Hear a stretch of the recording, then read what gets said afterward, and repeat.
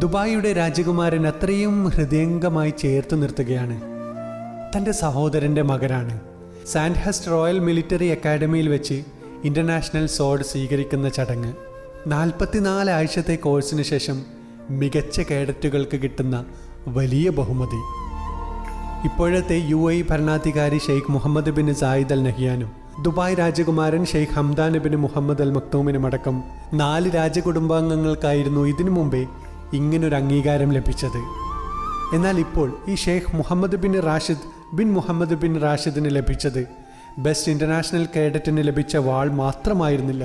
അക്കാഡമിക്കിലും practical സ്റ്റഡീസിലും overall മികച്ച പ്രകടനം നടത്തിയ കേഡറ്റ് എന്ന UAE ചരിത്രത്തിൽ ആദ്യമായി ലഭിക്കുന്ന അംഗീകാരം കൂടിയായിരുന്നു.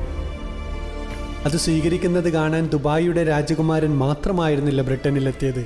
തൻ്റെ സഹോദരങ്ങളെല്ലാം ചേർന്ന് വലിയ ഇമോഷണൽ നിമിഷങ്ങൾക്കായിരുന്നു അവിടെ സാക്ഷ്യം വഹിച്ചത്. ദുബായിയും രാജകുടുംബാംഗങ്ങളും അത്രയേറെ വികാരഭരിതമായിട്ടാണ് ഈ വാർത്ത സോഷ്യൽ മീഡിയ വഴി പങ്കുവച്ചത്.